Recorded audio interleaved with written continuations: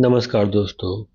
तो आज हम चर्चा करेंगे 27-28 फरवरी के महत्वपूर्ण करंट अफेयर्स को, जो हमारी आगामी परीक्षाओं के लिए महत्वपूर्ण होने वाली हैं, और उनसे संबंधित जो महत्वपूर्ण एमसीक्यू क्वेश्चन बनेंगे उन पर भी चर्चा करेंगे। तो चलिए देखते हैं। पहली खबर है जियो हॉटस्टार का एआई पार्टनरशिप। तो भारत में स्ट्रीमिंग को बेहतर बनाने के लिए जियो हॉटस्टार ने एक प्रमुख एआई प्लेटफॉर्म के भागीदारी की है, ताकि ChatGPT powered conversational streaming launch की जा सके। तो जियो हॉटस्टार और ओपन एआई की पार्टनरशिप के मुख्य बिंदु। तो ChatGPT powered voice assistant. Jio Hotstar ने ओपन एआई के साथ मिलकर भारत का पहला चैट जीपीटी ब्रांडेड वॉयस और टेक्स्ट असिस्टेंट लॉन्च किया है। यह ट्रेडिशनल कीवर्ड सर्च की जगह प्राकृतिक भाषा में बातचीत करने की सुविधा देता है। Multi living cognitive search. यह एआई असिस्टेंट केवल अंग्रेजी नहीं बल्कि कई भारतीय क्षेत्रीय भाषाओं को समझ सकता है, और यूजर अपनी भाषा में बात करके यह बता सकते हैं कि वे क्या देखना चाहते हैं। जैसे, आज मेरा मूड खराब है, कुछ हल्का फुल्का दिखाओ। Live sport integration. यह फीचर लाइव स्पोर्ट जैसे क्रिकेट के दौरान भी काम करेगा। दर्शक एआई से मैच के मुख्य पलों जैसे स्कोर और खिलाड़ी के आंकड़ों को सीधा पूछ पाएंगे। Personalised content discovery. तो यह एआई यूजर के मूड, संदर्भ और इरादे को समझकर फिल्में और शो रिकमेंड करेगा। उदाहरण के लिए, पेरेंट्स के साथ देखने के लिए कोई पारिवारिक थ्रिल्स जैसे जटिल प्रॉम्प्ट पर भी यह सटीक सुझाव दे सकता है। Two way integration. यह केवल जियो हॉटस्टार ऐप तक सीमित नहीं है। अगर कोई यूजर चैट जीपीटी ऐप पर मनोरंजन से जुड़ी कोई बात पूछता है, तो वहां भी जियो हॉटस्टार के कंटेंट के लिंक और सुझाव मिलेंगे। अगला है विटामिन के और ब्लड क्लॉटिंग। तो हाल ही में चर्चा में रहा कि शरीर में रक्त का थक्का जमने के लिए विटामिन के सबसे महत्वपूर्ण है। इसकी कमी से चोट लगने पर खून का बहाव नहीं रुकता। विटामिन के रासायनिक और जैविक महत्व। तो विटामिन के क्या है? तो यह एक वसा में घुलनशील विटामिन है। इसका रासायनिक नाम फिलोक्विनोन के1 और मेनाक्विनोन के2 है। यह मुख्य रूप से हरी पत्तेदार सब्जियों और किण्वित खाद्य पदार्थों या आंत के बैक्टीरिया द्वारा प्राप्त होता है। रक्त का थक्का जमने में भूमिका। प्रोथ्रोम्बिन का निर्माण। तो यकृत में प्रोथ्रोम्बिन नामक प्रोटीन बनाने के लिए विटामिन के अनिवार्य है। प्रोथ्रोम्बिन रक्त के थक्के जमने की प्रक्रिया में शुरुआती फैक्टर के रूप में काम करता है। Clotting factors. हमारे शरीर में 13 मुख्य क्लॉटिंग फैक्टर्स होते हैं। इनमें से फैक्टर सेकेंड, फैक्टर 7, फैक्टर 9 और फैक्टर 10 के संश्लेषण के लिए विटामिन के की आवश्यकता होती है। Calcium binding. विटामिन के प्रोटीन को कैल्शियम आयनों से जोड़ने में मदद करता है, जो थक्का जमने की प्रक्रिया को सक्रिय करने के लिए आवश्यक है। विटामिन के की कमी के परिणाम। Excessive bleeding. तो चोट लगने पर रक्त का थक्का नहीं बनता, जिससे अत्यधिक रक्तस्राव होता है। BK-BD विटामिन, द विटामिन के डिफिशियंसी ब्लीडिंग। यह नवजात शिशुओं में अधिक देखा जाता है, इसलिए जन्म के समय उन्हें विटामिन के का इंजेक्शन दिया जाता है। हड्डियों की कमजोरी। तो विटामिन के ऑक्सीट्यू कैल्शियम प्रोटीन को सक्रिय करता है, जो हड्डियों में कैल्शियम जमा करने के लिए जरूरी है। इसकी कमी से ऑस्टियोपोरोसिस का खतरा बढ़ जाता है। परीक्षा के लिए कीवाइज की बात करें तो एंटी हेमराज विटामिन, इसे रक्तस्राव रोधी विटामिन भी कहा जाता है। बैक्टीरिया का योगदान। तो मानव शरीर की बड़ी आंत में मौजूद बैक्टीरिया विटामिन के2 का निर्माण करते हैं। एंटी कॉन्गुअल के साथ संबंध। तो वारफारिन जैसी दवाएं विटामिन के साथ असर को कम करती है ताकि नसों में थक्का ना जमे। अगली खबर है पुडुचेरी में सीबीडीसी पायलट प्रोजेक्ट। तो भारत सरकार ने 26 फरवरी 2026 को पुडुचेरी में ई रुपए अर्थात डिजिटल रुपए के माध्यम से खाद्य सब्सिडी वितरण का पहला पायलट प्रोजेक्ट शुरू किया। यह पीएमजीकेएवाई के तहत भ्रष्टाचार मुक्त वितरण सुनिश्चित करेगा। तो पुडुचेरी सीबीडीसी खाद्य सब्सिडी पायलट प्रोजेक्ट मुख्य उद्देश्य क्या है? तो भारत सरकार ने सेंट्रल बैंक डिजिटल करेंसी अर्थात सीबीडीसी या ई रुपए का उपयोग करके डिजिटल बेनिफिट ट्रांसफर को अधिक सुरक्षित और पर्पज स्पेसिफिक बनाने के लिए यह ट्रायल शुरू किया है। इसका लक्ष्य सार्वजनिक वितरण प्रणाली में रिसाव और भ्रष्टाचार को कम करना है। यह कैसे काम करता है? तो ई रुपया वाउचर लाभार्थियों को उनके मोबाइल पर एक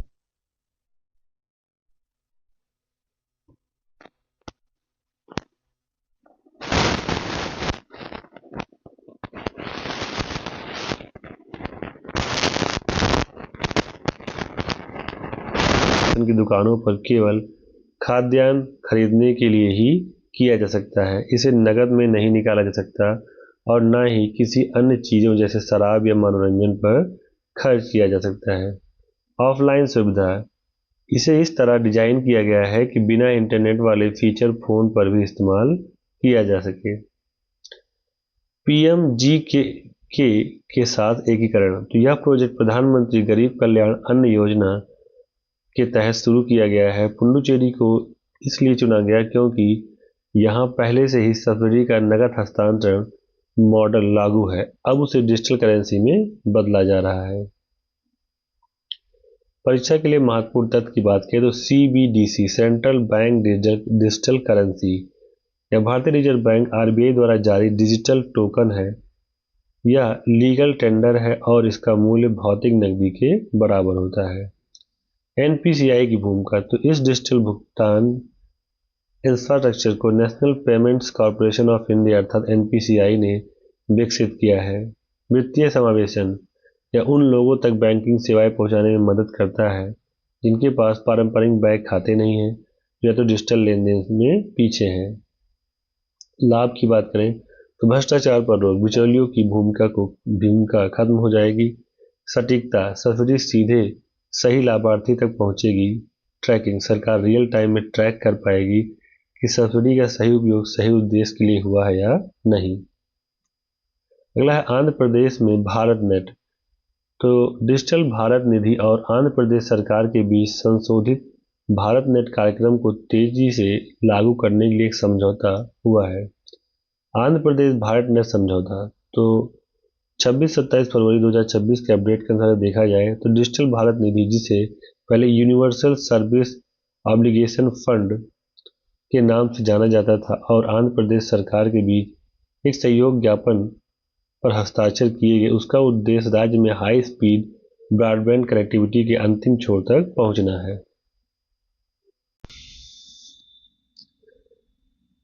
संशोधित भारत नेट कार्यक्रम क्या है? तो भारत नेट दुनिया की सबसे बड़ी ग्रामीण ब्रॉडबैंड परियोजनाओं में से एक है।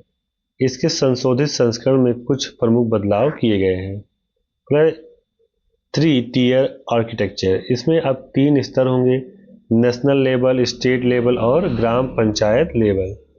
यूडीआई यूनिफाइड डिजिटल इंफ्रास्ट्रक्चर, अब केवल ग्राम पंचायतों तक ही नहीं बल्कि गांव के हर घर और सरकारी संस्थानों, स्कूल, अस्पताल तक फाइबर पहुंचाने का लक्ष्य है। PPP model, public private partnership, निजी क्षेत्र की कंपनियों को इसके संचालन और रख रखाव में शामिल किया जा रहा है ताकि सेवा की गुणवत्ता बनी रहे।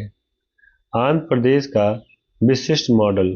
तो आंध्र प्रदेश ने AP state fibre net limited के माध्यम से इसे लागू कर रहा है। विशेषता, आंध्र प्रदेश बिजली के खंभों का उपयोग करके ऑप्टिकल फाइबर बिछाता है, जिससे जमीन खोदने का खर्च बचता है और काम तेजी से होता है। लक्ष्य की बात करें तो राज्य के सभी 10,000 प्लस ग्राम पंचायतों और दूर दराज के क्षेत्रों को 100 Mbps तक की गति देना। परीक्षा के लिए महत्वपूर्ण तथ्य की बात करें तो डिजिटल भारत निधि DBN, इसे दूरसंचार अधिनियम 2023 के तहत वैधानिक दर्जा दिया गया है। इसका उपयोग ग्रामीण और दूर दराज के क्षेत्रों में दूरसंचार सेवाओं को बढ़ावा देने के लिए किया जा रहा है। नोडल मंत्रालय तो संचार मंत्रालय भारत सरकार है। Carbon agency Bharat broadband network limited तथा BBNL और जिसे अब BSNL के साथ एकीकृत कर दिया गया है। महत्व और लाभ की बात करें तो ई गवर्नेंस तो ग्रामीण क्षेत्रों में सरकारी सेवाओं जैसे आय प्रमाण पत्र, भूमि रिकॉर्ड तक आसान पहुंच। टेली मेडिसिन एंड एजुकेशन, गांव में डिजिटल शिक्षा और ऑनलाइन स्वास्थ्य सेवाओं का विस्तार। रोजगार, ग्रामीण युवाओं के लिए डिजिटल उद्यमिता का अवसर। अगली खबर है रेलवे और बुनियादी ढांचा विस्तार। तो केंद्रीय मंत्रिमंडल ने पावर ग्रिड की निवेश सीमा बढ़ाकर 7500 करोड़ रुपए कर दी है। साथ ही गिफ्ट सिटी से शाहपुर तक 3.33 किलोमीटर मेट्रो कॉरिडोर विस्तार और श्रीनगर हवाई अड्डे पर 1677 करोड़ रुपए के सिविल एनक्लेव को मंजूरी दी गई है। पावर ग्रिड की निवेश सीमा में वृद्धि तो केंद्रीय मंत्रिमंडल ने power grid corporation of India limited की निवेश सीमा को बढ़ाकर 7500 करोड़ रुपए कर दिया है। परीक्षा के लिए मुख्य तथ्य की बात करें तो महारत्न दर्जा तो पावर ग्रिड एक महारत्न सार्वजनिक क्षेत्र का उपक्रम है। महत्व, निवेश सीमा बढ़ाने से कंपनी को बड़े अंतर्राज्यीय परिक्षण प्रोजेक्ट्स और नवीकरणीय ऊर्जा ग्रिड को एकीकृत करने की आसानी होगी।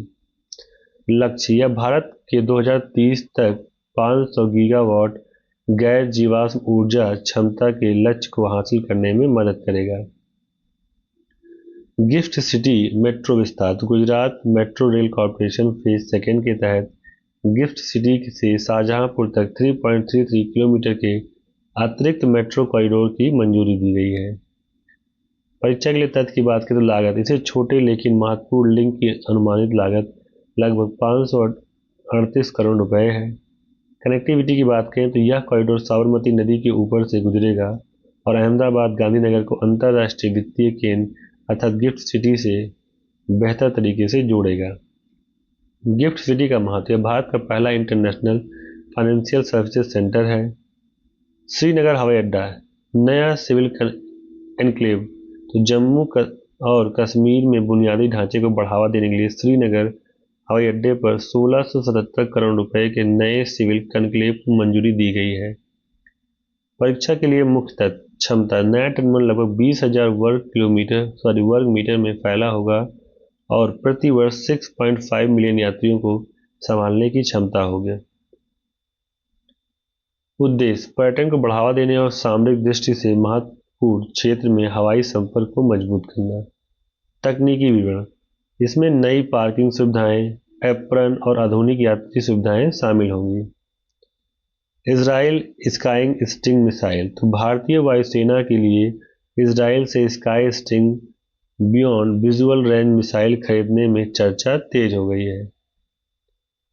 स्काई स्टिंग मिसाइल मुख्य विशेषताएं, मिसाइल की पीढ़ी तो यह 6th जनरेशन की beyond visual range air to air missile है जिसे इजराइल की रक्षा company Rafael advance defence system ने विकसित किया है। मारक क्षमता, इसकी रेंज लगभग 250 किलोमीटर है जो इसे भारत की स्वदेशी अस्त्र और अंतर्राष्ट्रीय मीटियोर मिसाइल से भी अधिक मारक क्षमता वाला बनाता है। रफ्तार और प्रोपल्शन की बात करें तो इसमें 3+ सॉलिड फ्यूल रॉकेट मोटर का इस्तेमाल किया गया है जो इसे टर्मिनल फेज में मैच 5 अर्थात ध्वनि की गति से 5 गुना से अधिक की रफ्तार प्रदान करेगा। AI और तकनीकी, तो यह AI पावर्ड है जिसे जैमिंग के प्रति अत्यधिक प्रतिरोधी बनाता है। इसमें एक स्मार्ट RF स्पीकर तथा रेडियो फ्रीक्वेंसी स्पीकर लगा है जो दुश्मन के विमानों और स्टेल्थ विमान को पहचानने में सक्षम है। हल्का वजन, इसका वजन केवल 180 से 200 किलोग्राम है जिससे यह तेजस जैसे हल्के लड़ाकू विमान और सुखोई 30MK जैसे भारी विमानों दोनों पर उपयुक्त है।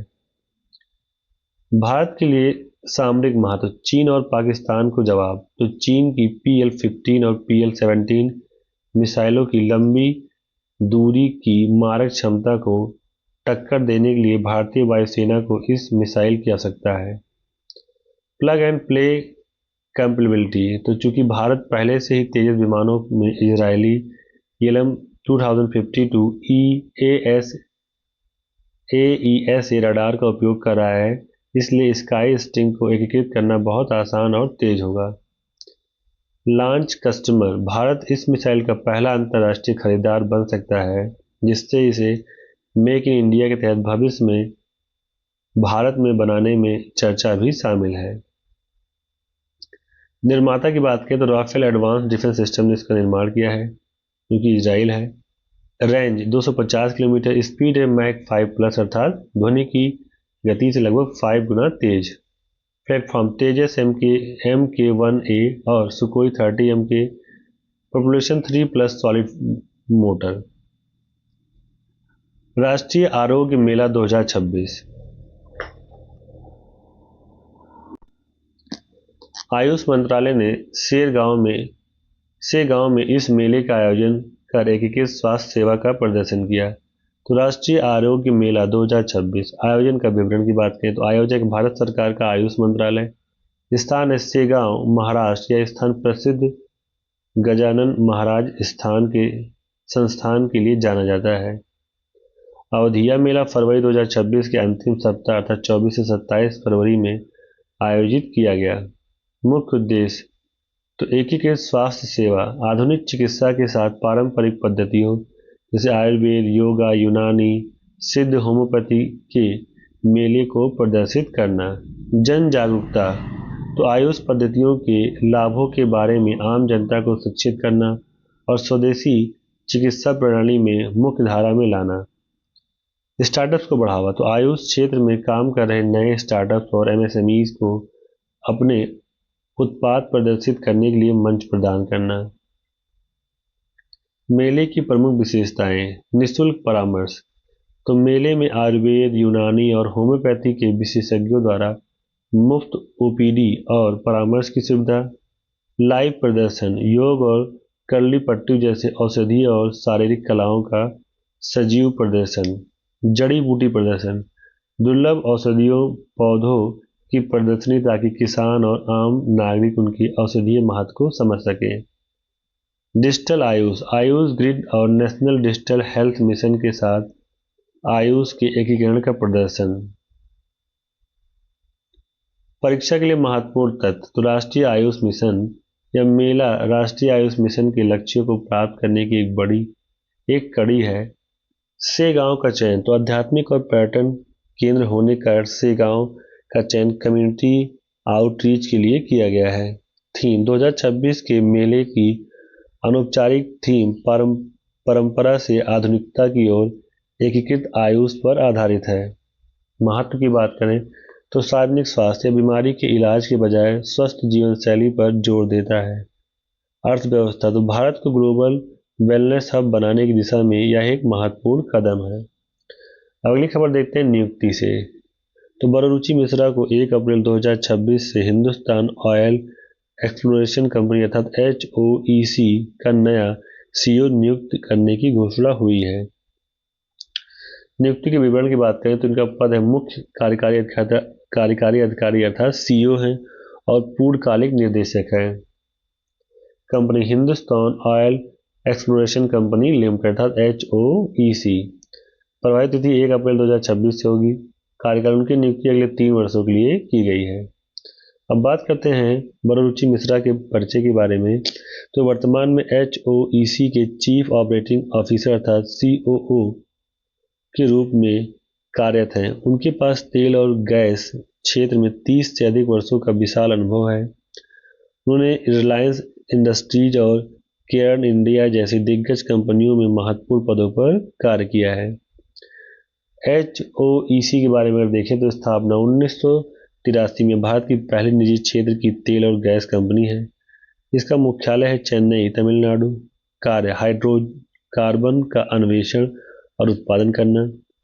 प्रमुख प्रोजेक्ट, तो कंपनी के पास असम, गुजरात और कावेरी बेसिन में महत्वपूर्ण तेल और गैस के ब्लॉक हैं। परीक्षा के लिए महत्वपूर्ण तथ्य की बात करें तो स्थानिक महत्व, HOEC भारत के घरेलू तेल उत्पादन को बढ़ाने में महत्वपूर्ण भूमिका निभाती है, जो आत्मनिर्भर भारत और ऊर्जा सुरक्षा के लिए जरूरी है। बाजार, तो यह NSE और BSE दोनों पर सूचीबद्ध कंपनी है।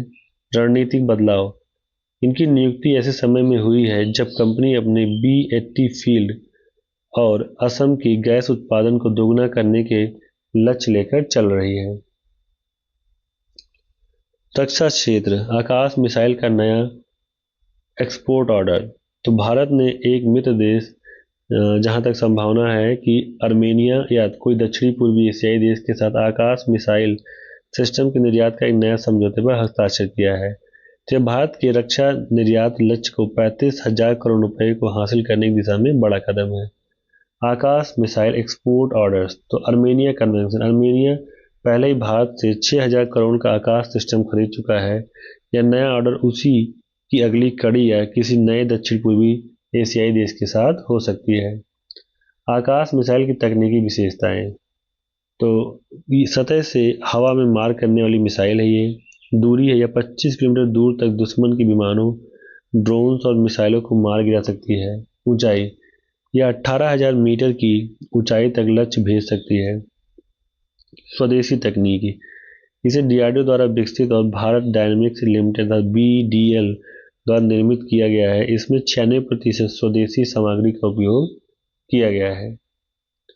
राजेंद्र रडार का महत्व, तो आकाश सिस्टम की सफलता का बड़ा श्रेय इसे राजेंद्र रडार को जाता है। यह एक passive electronically scanned array radar है जो एक साथ कई लक्ष्यों को ट्रैक और गाइड कर सकता है।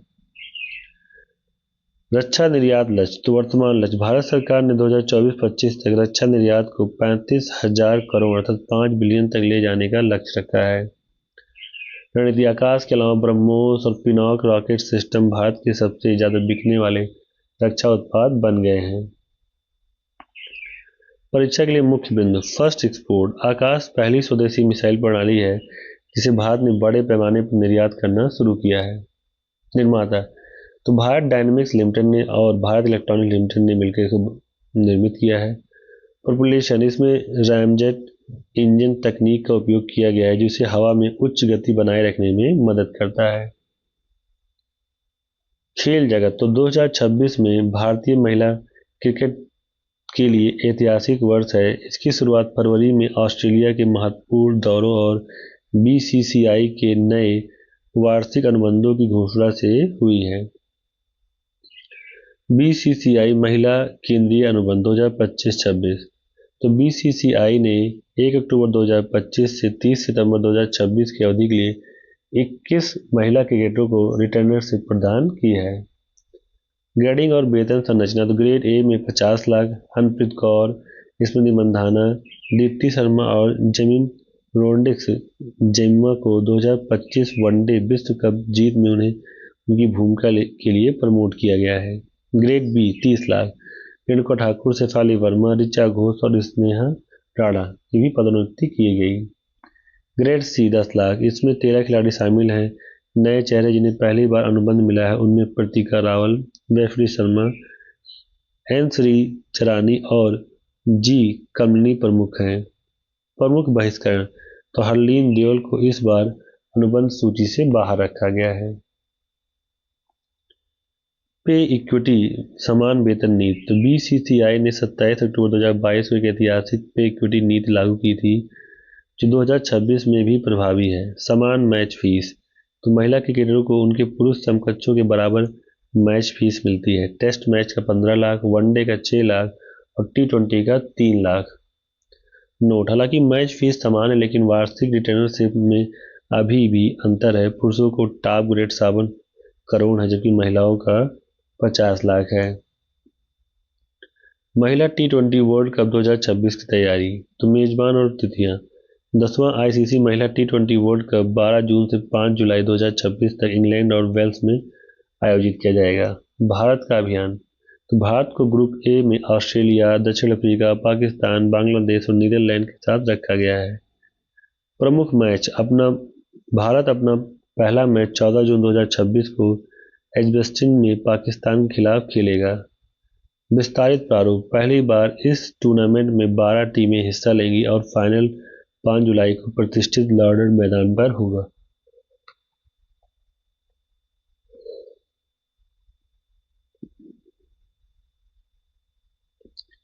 वर्तमान श्रृंखला भारत का ऑस्ट्रेलिया दौरा।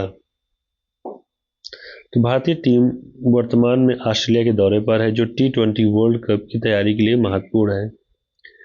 T20 श्रृंखला भारत ने ऑस्ट्रेलिया को 2-1 से हराकर श्रृंखला जीती। 21 मई 2026 को अंतिम मैच जीता था। वनडे श्रृंखला तो ऑस्ट्रेलिया ने पहले 2 वनडे जीतकर श्रृंखला में 2-0 की अजय बढ़त बना ली। 27 फरवरी 2026 को दूसरा वनडे जीता था। आगामी मैच तो तीसरा वनडे 1 मार्च को और एकमात्र टेस्ट 6 से 9 मार्च 2026 को पर्थ में खेला जाएगा। नए खिलाड़ी इस दौरे पर प्रतीका रावल और वैष्णवी शर्मा जैसे नए चेहरों को मौका दिया गया है। इसरो का निसार मिशन अपडेट। पूरा नाम NASA ISRO synthetic aperture radar अर्थात निसार है। प्रकार यह एक लो अर्थ ऑर्बिट वेधशाला है। साझेदारी है नासा, यूएसए और इसरो के बीच अब तक का सबसे बड़ा और महंगा अंतरिक्ष सहयोग है, लगभग 1.5 बिलियन का। तकनीकी विशिष्टता डुअल ब्रांड रडार। यह दुनिया का पहला सैटेलाइट है जो 2 अलग अलग रडार फ्रीक्वेंसीज का उपयोग करेगा। एल बैंड नासा द्वारा निर्मित लंबी तरंग दैर्ध्य जो घने जंगलों और वनस्पति को पार कर जमीन की मैपिंग कर सकती है। एस बैंड जिसको इसरो ने बनाया है छोटी तरंग दैर्ध्य जो सूक्ष्म हलचल और तटीय क्षेत्रों की निगरानी के लिए सटीक है। SAR synthetic aperture radar. यह तकनीक बादलों और अंधेरों में भी उच्च रिजोल्यूशन वाली तस्वीरें लेने में सक्षम है। अवलोकन चक्र यह हर 12 दिन में पूरी पृथ्वी का मानचित्रण करेगी। मुख्य उद्देश्य पृथ्वी की सतह में परिवर्तन, भूकंप, सुनामी, ज्वालामुखी विस्फोट और भूस्खलन जैसी प्राकृतिक आपदाओं की सटीक भविष्यवाणी और निगरानी। क्रायोस्फीयर अंटार्कटिका और अंटार्कटिक में बर्फ की चादरों को पिघलने की दर और समुद्र के स्तर में वृद्धि का अध्ययन।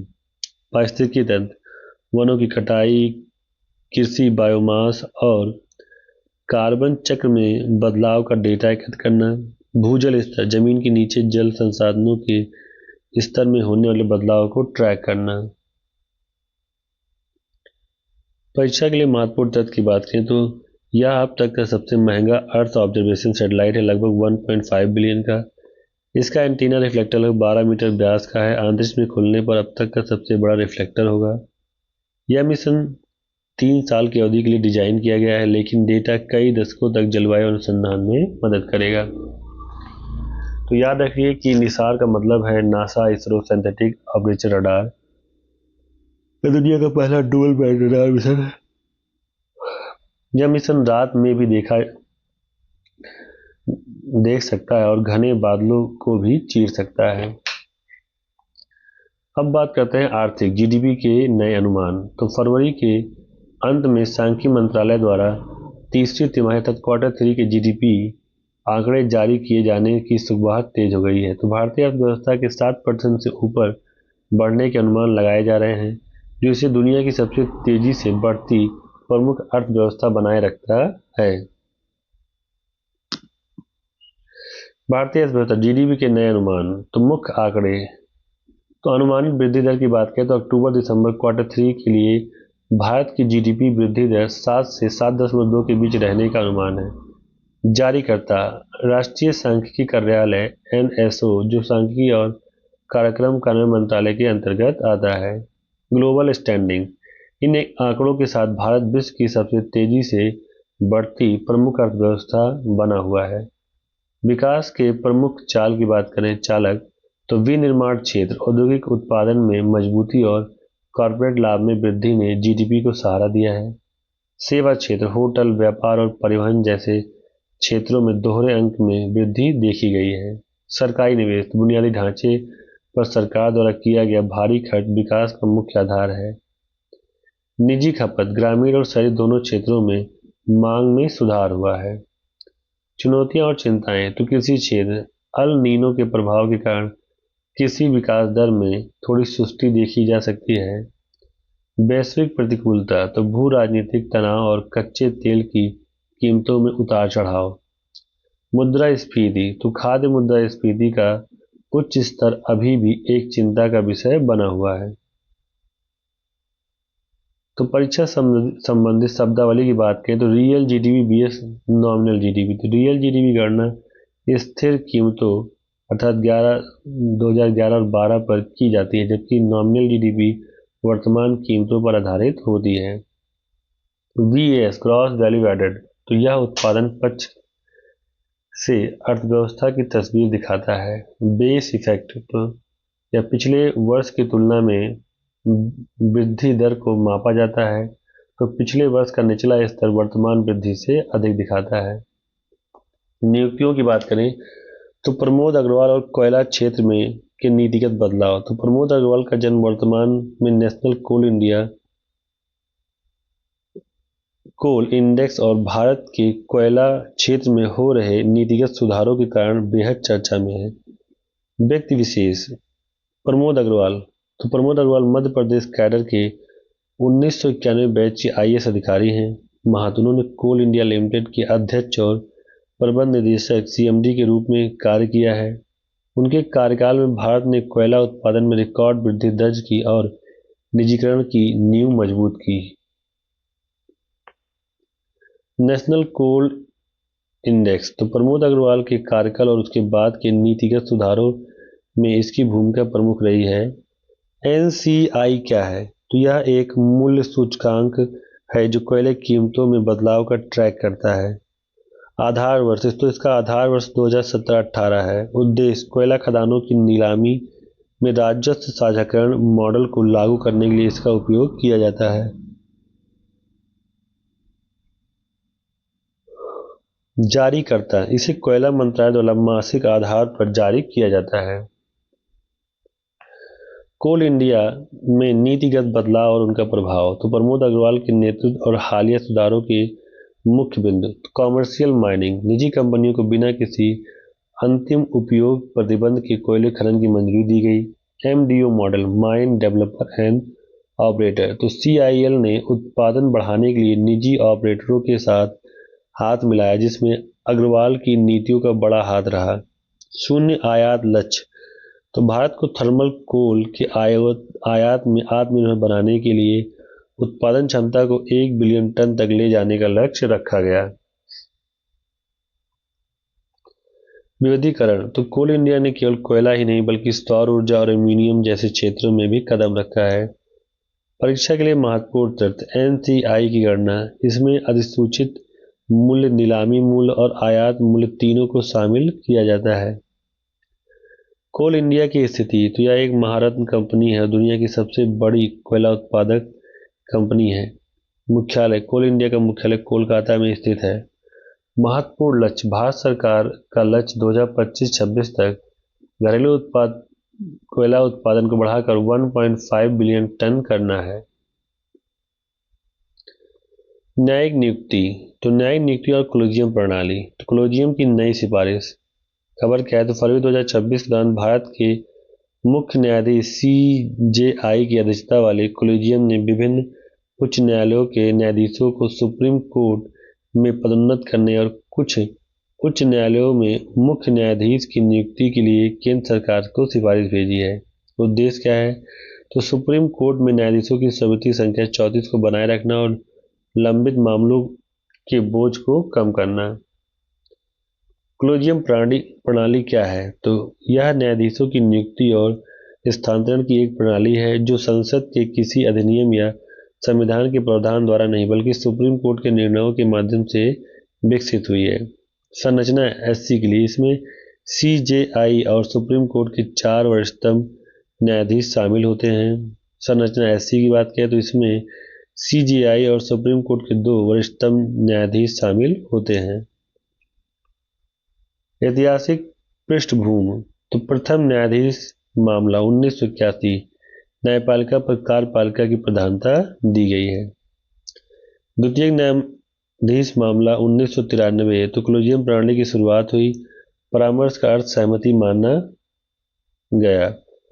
तृतीय न्यायाधीश मामला 1998, तो कोलेजियम का विस्तार 5 सदस्यीय CGI+4 कर दिया गया।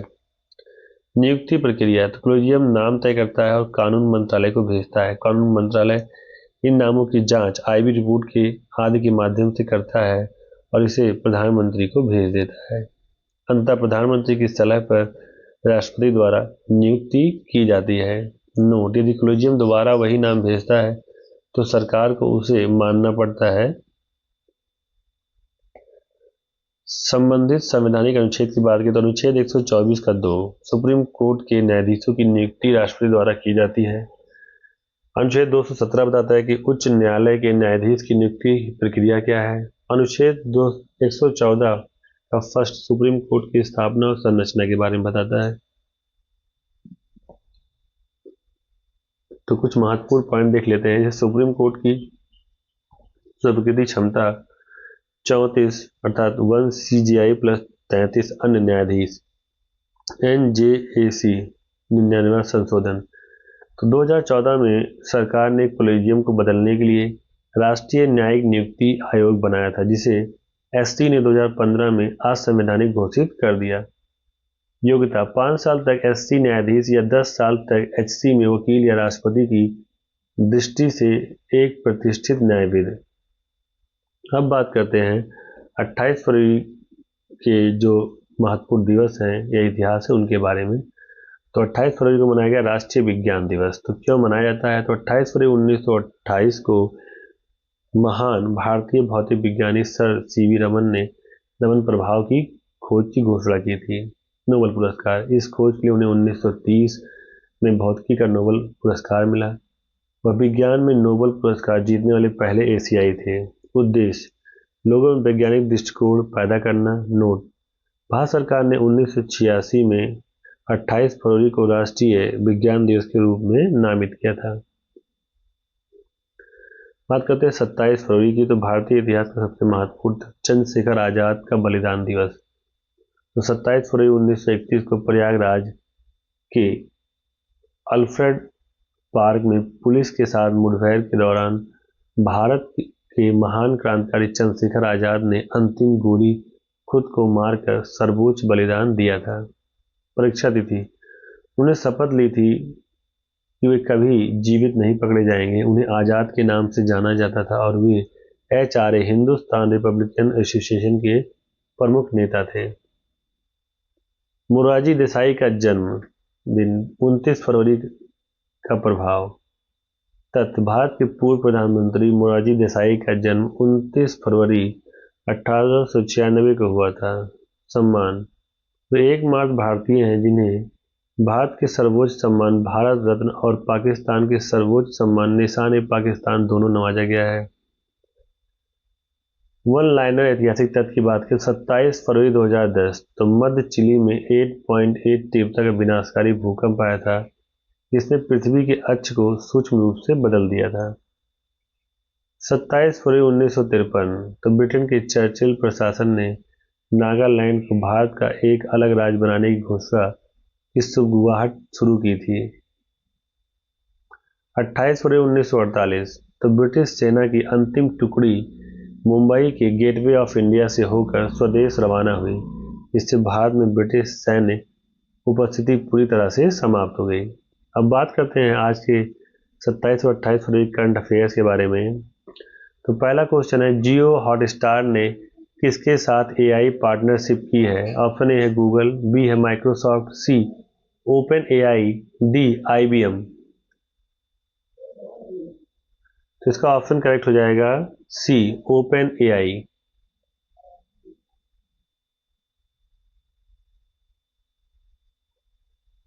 जियो हॉटस्टार का नया AI फीचर किस प्रकार की सर्च सुविधा देता है? तो ऑप्शन ए कीवर्ड आधारित, बी प्राकृतिक भाषा आधारित, सी केवल वॉइस, डी केवल टेक्स्ट। तो इसका ऑप्शन बी करेक्ट हो जाएगा प्राकृतिक भाषा आधारित।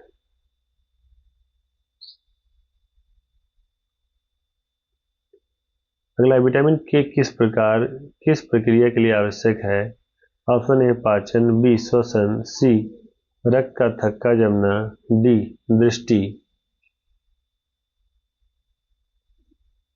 तो इसका ऑप्शन सी करेक्ट हो जाएगा रक्त का थक्का जमना। अगला, विटामिन के को और किस नाम से जाना जाता है? Option A anti scurvy, B anti haemorrhagic, C anti rickets, D antioxidant.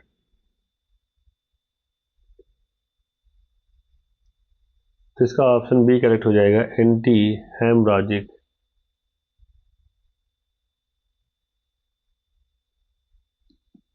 अगला है, सीबीडीसी का पूरा नाम क्या है? Option A central banking digital code, B central bank of digital currency, C control bank data currency, D core banking digital cash. तो इसका option B correct हो जाएगा, सेंट्रल बैंक डिजिटल करेंसी।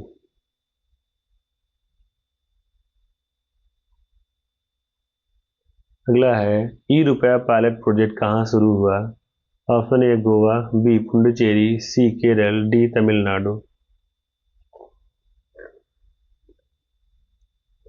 तो इसका ऑप्शन बी करेक्ट हो जाएगा, पुडुचेरी।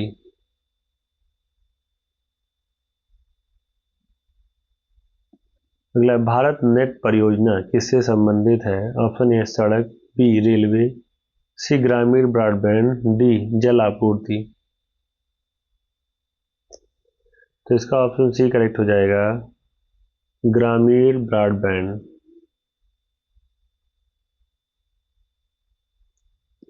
अगला है, पावर ग्रिड को किस दर्जे का पीएसयू माना जाता है?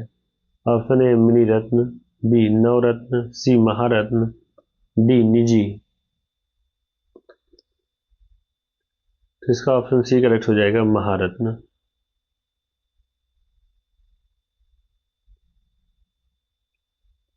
अगला, गिफ्ट सिटी किस राज्य में स्थित है? Option A Maharashtra, B Gujarat, C Tamil Nadu, D Karnataka. तो इसका ऑप्शन करेक्ट हो जाएगा, बी गुजरात। ठीक है, गुजरात करेक्ट ऑप्शन है इसका। अगला है, स्काई स्टिंग मिसाइल किस देश द्वारा विकसित की गई है? ऑप्शन ए है अमेरिका, बी रूस, सी फ्रांस, डी इजराइल। तो इसका ऑप्शन करेक्ट हो जाएगा, डी इजराइल।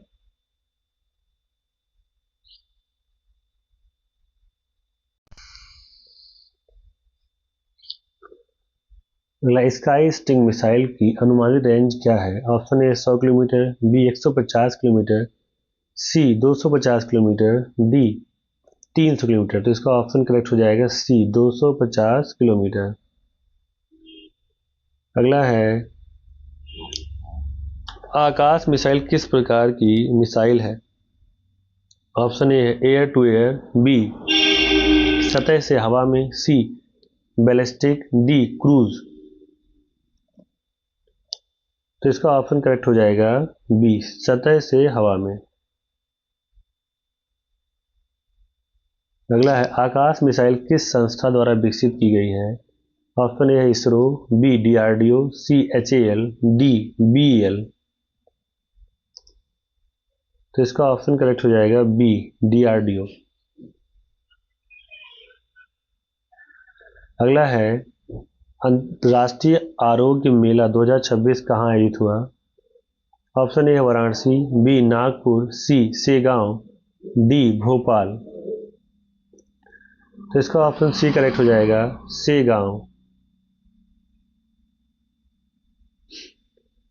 अगला, निसार मिशन किसकी साझेदारी है? ऑप्शन ए है ISRO ESA, B NASA ISRO, C ISRO JAXA, D NASA ESA. तो इसका ऑप्शन करेक्ट हो जाएगा, बी नासा इसरो। अगला है, एचओईसी का मुख्यालय कहाँ है? Option A Mumbai, B Delhi, C Chennai, D Kolkata.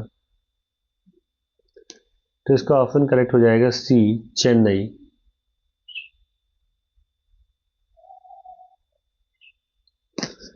BCCI महिला ग्रेड ए वार्षिक रिटर्नशिप कितनी है? Option A 30 lakh, B 50 lakh, C 1 crore, D 10 lakh.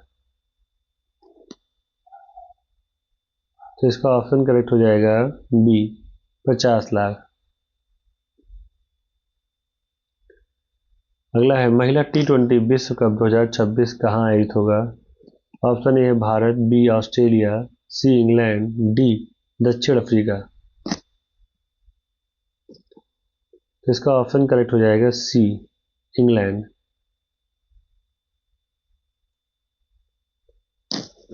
Bharat net कार्यान्वयन की नोडल एजेंसी कौन है।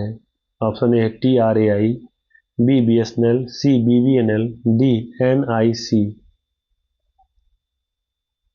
तो इसका ऑप्शन करेक्ट हो जाएगा सी BBNL। अगला विटामिन के का निर्माण शरीर में कहाँ के बैक्टीरिया करते हैं। ऑप्शन ए पेट, बी यकृत, सी बड़ी आंत, डी छोटी आंत। तो इसका ऑप्शन करेक्ट हो जाएगा सी बड़ी आंत। तो ये थे 27 और 28 फरवरी के महत्वपूर्ण करंट अफेयर्स। मिलते हैं अगले वीडियो में। धन्यवाद।